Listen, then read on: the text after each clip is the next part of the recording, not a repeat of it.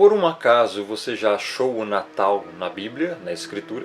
É óbvio que não, pois ele não existe lá. Mas um fato interessante foi que um dia o Messias nasceu, e foi um fato tão relevante que dividiu a contagem do tempo em dois, antes de Cristo e depois de Cristo. E esse acontecimento não se acredita somente pela fé, é um fato.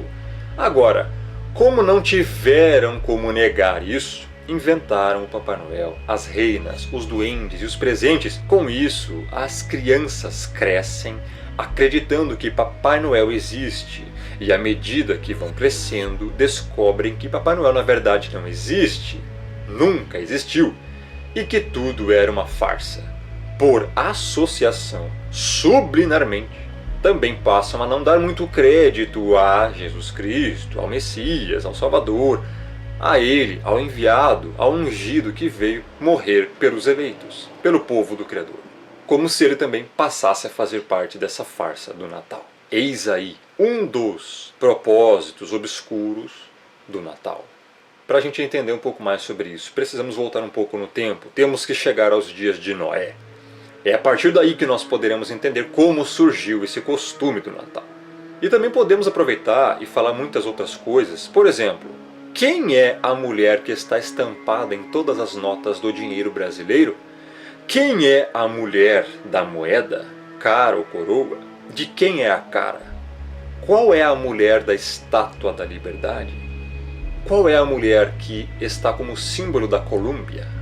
Todas essas perguntas serão respondidas agora. Temos que começar indo ao livro de Gênesis, onde conta a história de Noé, o homem que construiu a arca e salvou 8 pessoas e um grupo enorme de animais da destruição do dilúvio. Após o dilúvio, Noé bebeu vinho e embriagou-se. Tirou as suas roupas e achava-se nu. Está em Gênesis 9:21. Dentre os filhos de Noé, que se safaram da destruição, havia um chamado Cã, ou Cão, em outras traduções. Esse seu filho, ao ver Noé nu, achou muito engraçado, riu e correu para contar para os outros irmãos que Noé estava nu. Isso não agradou Noé. Os outros irmãos, Sem e Jafé, andaram em direção ao pai, com os rostos virados, pegaram uma capa e cobriram a nudez do pai. Dessa forma, Noé amaldiçoou Cã e sua descendência. Noé disse que Cã agora passaria a ser escravo de Sem, e que Jafé habitaria junto com Sem. Amaldiçoado pelo seu pai, Cã andou por caminhos errados e teve filhos. Um de seus filhos se chamava Cuxi. Este conheceu e casou-se com uma mulher chamada Semiramis, que era uma mistura aí de Jezabel, esposa de Acabe, com uma Hillary Clinton. E dessa união nasceu Nimrod. Nimrod foi a personificação da desobediência. Ele foi uma espécie de Hitler, Stalin, misturado com Mao Tse-tung e Kim Jong-un daquela época. Podemos dizer que Nimrod foi o primeiro ditador da história, como está escrito em Gênesis 10:8. Ele construiu diversas cidades, e a mais famosa se tornou a Babilônia. A Torre de Babel nasceu nesse período. Ele foi o primeiro líder a se auto-intitular Deus. Nesse avanço de Nimrod como senhor do mundo, entre aspas, já naquela época, construindo as cidades, juntando as pessoas em grupos num só lugar, o que era contrário ao que o Criador mandava fazer, pois o Pai mandava para serem fecundos e que se espalhassem sobre a face da terra. Nimrod cultuava a quem ele dizia que era ele próprio, neste caso, o Sol. Ele se intitulou como sendo o Deus Sol. Esse homem, não ficando apenas nas aberrações que fazia, nas idolatrias que promovia e nas orgias que praticava e incentivava, se apossou da própria mãe. Sim, vou repetir se você não entendeu. Nimrod se apossou sexualmente da própria mãe. Ele fez a própria mãe de sua mulher. Semiramis, então, deteve para si o título de deusa, porque o seu filho e marido, ao mesmo tempo, dizia que era Deus. Ela também, como mãe e mulher dele, dizia que era deusa. Inclusive, ela mesma buscava reverência para ela, como se ela fosse a lua. O tio-avô de Nimrod, Sem, matou-o, espedaçou-o e separou seus pedaços. Então Semíramis, a sua esposa e mãe, pensou: um Deus não morre. E ela contou uma história de que ele não havia morrido e que ele simplesmente havia ido para o lugar dele, que era no sol, e falava que ele era o sol. Nimrod é o patriarca dos senhores do mundo, que estão aqui nos nossos dias atuais. Todos eles são da descendência vinda após Nimrod. E os senhores do mundo são seus seguidores. Por isso, o símbolo Illuminati é a pirâmide com o olho que tudo vê, pois o olho que tudo vê também simboliza Nimrod. Nesse meio tempo, ela então fica grávida. Mas como poderia, se o marido, que ao mesmo tempo era filho, era o sol? Então ela contou mais uma história mítica, mais mirabolante ainda. O Deus Sol me engravidou. Vou conceber um fruto do espírito do Deus Sol. Mas na verdade é óbvio que ela tinha feito um filho fora do casamento. Isso é mais do que lógico. Semíramis era uma mulher que não valia nada e hoje é homenageada por todo mundo. Era uma prostituta.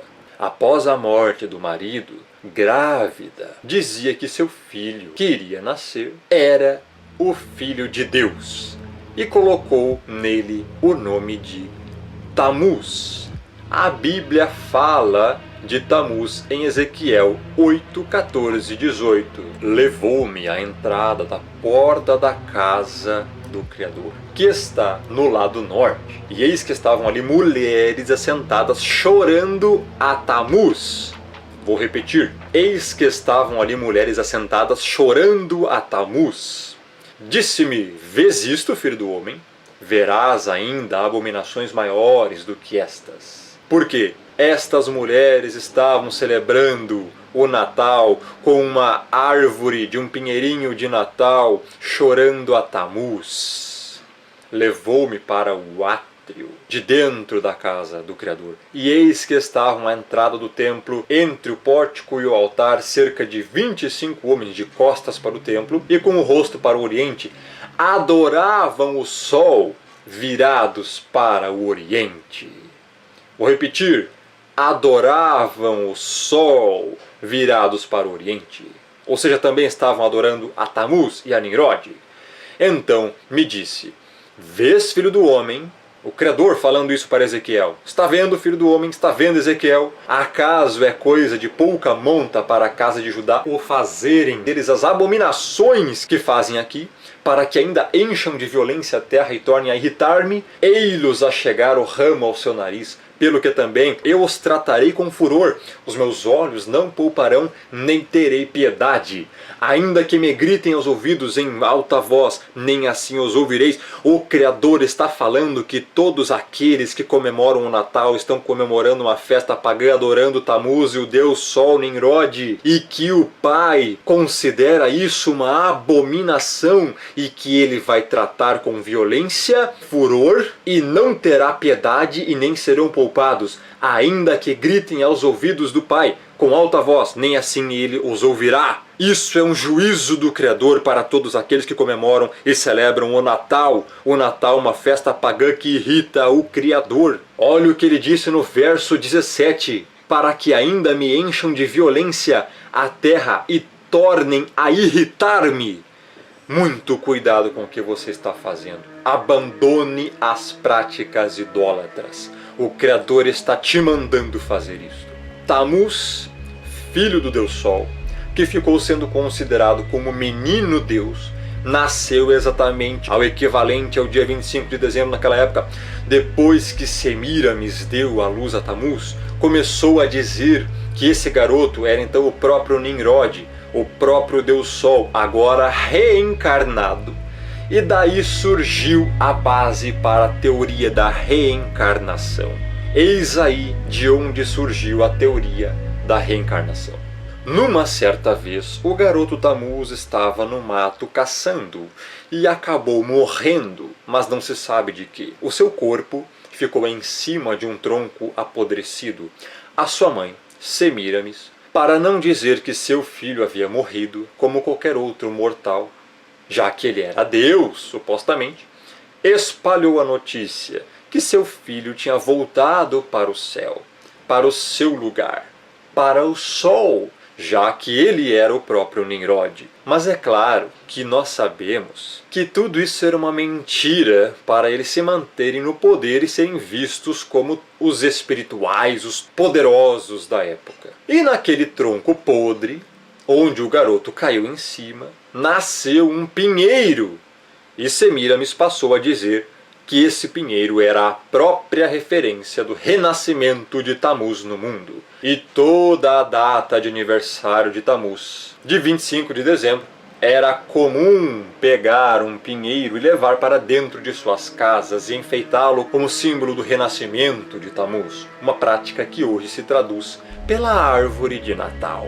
Essa prática religiosa de se levar um pinheiro para dentro de casa e enfeitá-lo já era também acompanhada nessa mesma época da troca de presentes, porque as sacerdotisas e amigas de Semíramis, que choraram aos pés daquele pinheiro e após agradeciam umas às outras e faziam trocas de presentes que eram depositados nos pés desse pinheiro.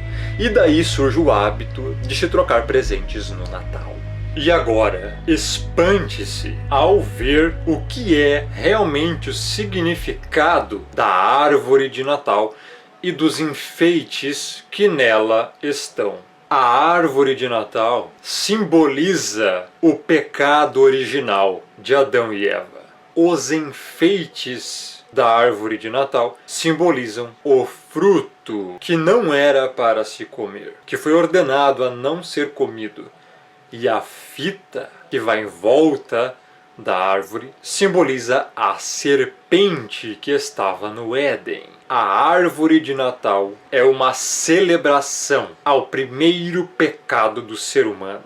Um ritual satânico comemorando o pecado. É isso que significa a árvore de Natal com seus enfeites e a fita em volta. Todos os que têm árvore de Natal dentro de casa estão comemorando o pecado original de Adão e Eva. A própria Semíramis começou a criar o hábito do confessionário também. As pessoas deviam se confessar a ela e às suas sacerdotisas para ter os seus erros perdoados. Dessa atividade surgiu a crença errônea de se confessar para padres e o símbolo da justiça. Porque o que as pessoas faziam de bem e confessavam era colocado de um lado da balança e do outro lado da balança as coisas que as pessoas não faziam de bom. Ou seja, de ruim era colocado do outro lado do prato da balança. E aí haveria que ter justiça para qual lado da balança pesaria mais. É por isso que até hoje o símbolo da justiça é Semíramis. Da crença e das organizações de Semíramis surgiram todos os fundamentos para tudo o que se diz respeito à religião ainda nos dias de hoje. E dando sequência ao assunto sobre quem é a mulher da nota e da moeda brasileira e quem é a mulher da Estátua da Liberdade, parece mentira, mas não é. É Semíramis, a mulher da nota e da Estátua da Liberdade. Pense bem, que homenagem poderia ser maior que essa para os senhores do mundo? Pense comigo, qual homenagem seria maior do que colocar no dinheiro o rosto de quem está sendo homenageado? Você já imaginou a importância para os senhores do mundo isso? Porque Semíramis foi a padroeira, foi a mãe dos senhores do mundo nesse sentido. Eles acreditam que quanto mais louvarem e adorarem os seus deuses, mais poder lhe será dado. Por isso fazem isso. Nimrod é o antecessor da elite global, dos Illuminati, dos senhores do mundo, que hoje governam a Terra. Ele criou a Torre de Babel, da qual o Criador expulsou todo mundo, confundindo as línguas. Mas agora, a elite global está tentando reverter o quadro e retornar de onde pararam, pois é isso que eles querem, voltar ao ponto em que foram interrompidos, porque Nimrod trabalhava já naquela época para um governo único mundial, para um sistema globalizado. Ele unia todos em um só povo, uma só língua. Mas o Criador interferiu e espalhou todo mundo. O Pai interrompeu esse processo, tirou o rio do curso, vamos dizer assim. Mas agora, nos dias atuais, eles tentam voltar novamente a uma única religião, um único idioma e um único governo mundial. Um único falso Deus. O anti-Messias, assim na Bíblia, denominacionado como o Anticristo. Então, após a queda da Babilônia, quando o Império Persa começou a emergir, os mesmos deuses, Nimrod, o Deus Sol, Tammuz, o filho do Deus Sol, e Semíramis, mãe e esposa de Deus e rainha do céu, ou a deusa Lua, ou seja, essas mesmas divindades, passaram a fazer parte agora da cultura da Pérsia, só que com outros nomes. Então caiu este império e surgiu um novo império através de um jovem chamado Alexandre, o Grande. E o Império Grego começa a crescer e os mesmos deuses são levados para a Grécia e lá adquirem outros nomes. Nimrod passa a ser Zeus, Tammuz passa a ser Eros e Semíramis passa a ser Afrodite. No Egito, Nimrod passa a ser Osíris, Tammuz passa a ser Horus e Semíramis passa a ser Ísis. Depois do Império Grego, surge o Império Romano e acontece a mesma coisa. Os deuses persas, egípcios e gregos somam-se aos deuses babilônicos com os nomes adequados aos deuses da Babilônia, mas são sempre os mesmos. É sempre a figura do pai, da mãe e do filho, a família profana. E chega aos nossos dias. Nós temos Semíramis espalhada por todo lado. Mesmo no Brasil, quando iam fundando mais e mais cidades, já iam colocando ali um deus padroeiro. Por exemplo, no Rio de Janeiro é São Sebastião, além do próprio Nimrod, é claro. Cada localidade, cada cidade, cada região tem um deus padroeiro. No Brasil tem a padroeira Semíramis, mais conhecida como Aparecida, ou Nossa Senhora Aparecida. Inclusive, é conhecido no espiritismo em várias linhas que o Brasil foi vendido a esse deus, a essa falsa deusa, a Nossa Senhora Aparecida. Hoje acontece a mesma coisa que acontecia naquela época. Os deuses são os mesmos, apenas têm nomes diferentes. E o Natal surgiu daí. 25 de dezembro é a data de nascimento do filho de Nimrod chamado Tammuz. E, acredite se quiser, a transliteração para os nossos dias, infelizmente, é Jesus. O Messias falava hebraico. A mãe dele chamava ele pelo nome em hebraico. O nome dele é em hebraico. No alfabeto hebraico, sequer a letra J tem. Ou seja, este não é o nome dele. Nome não se traduz, se translitera para o entendimento. O cristianismo foi misturado com o paganismo. Foi no século V que a seita romanista ordenou que se observasse o nascimento de Cristo, assim nominado Cristo, no dia 25 de dezembro, o dia da antiga festa romana do nascimento do Sol. Um dos nomes do Deus Sol. Nenhum investigador honesto pode negar esses fatos claros. A palavra greco-romana Cristo, que vem de Krestos, significa crista. É por isso que você observa no capacete romano dos soldados o símbolo do seu deus, o deus Mitra, o deus Sol, a crista do capacete romano. É por isso também que você vê na cabeça de alguns deuses romanos, inclusive do próprio Mitra, a crista, que significa exatamente os raios do deus Sol Invictus. Eles querem dizer que a palavra Cristo significa ungido, mas na verdade não é. A palavra ungido em hebraico é Mashiach. O que você precisa entender é que existem duas pessoas, uma é verdadeira e a outra é falsa, pois foi criada pelo paganismo e adotada pela seita romanista. Existe um Jesus Cristo que foi inventado por Roma, e existe o Messias, o Salvador, o Cordeiro, que é o verdadeiro enviado, que morreu na cruz pelos eleitos, pelo seu povo. Um é falso, o outro é verdadeiro. Esse Jesus Cristo é Mitra, o verdadeiro Messias, o verdadeiro Salvador, o verdadeiro Cordeiro. Não tem nada a ver com a religião, não tem nada a ver com o Natal e não tem nada a ver com esses nomes paganizados, aportuguesados, blasfemos e heréticos que foram introduzidos na religião cristã. Quando você celebra o Natal, está efetivamente participando de um antigo ritual de culto a um Deus Sol, nada menos que um sacrilégio idólatra. Logo, celebrar feriado pagão e afirmar que está honrando o Messias é como ter um caso e afirmar que está honrando a esposa. Essa é a verdade, você querendo ou não, doendo ou não, você gostando ou não. Essa é a verdade.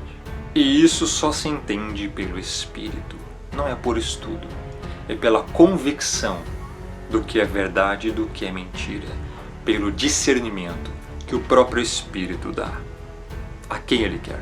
E é por isso, justamente, que não adianta estudar e estudar as letras.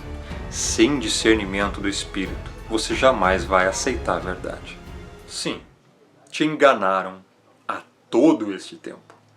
Durante todo esse tempo, você deu crédito a mentiras pagãs, mas não na verdade. Todos aqueles que não se arrependem e não mudam, não param imediatamente de comemorar o Natal, todos aqueles que estão comemorando o Natal estão cometendo idolatria, pecados abomináveis contra o Pai e não são salvos, pois estão consagrando dias a falsos deuses, demônios, denominações que estão incutindo dentro delas costumes pagãos de Natal. Tem até denominações com árvores de Natal dentro. Estão cometendo grave pecado. Não estão agradando o Criador. Devem parar imediatamente, se arrepender, se converter, pois estão cometendo idolatria. Quem não se arrepende não é salvo. E se você está comemorando isso e quer fazer as coisas corretamente, você deve parar imediatamente com isso. O Criador está te chamando para parar de ser idólatra e cometer costumes pagãos. Arrependa-se. Arrependa-se de tudo que você já fez de errado. Volte para os caminhos do Pai. Ele está te chamando, creia nisso. A verdade está sendo propagada diante dos seus olhos, aos seus ouvidos nesse exato momento. Mude, arrependa-se.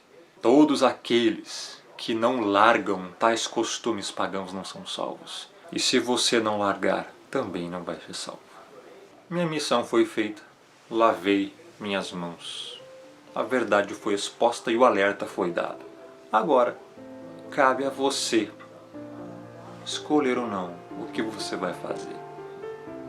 O Espírito está te chamando. Muitos são chamados, poucos os escolhidos. Espero que você seja um desses poucos. Grande abraço. Rômulo Marasquim do canal Firmeza da Verdade.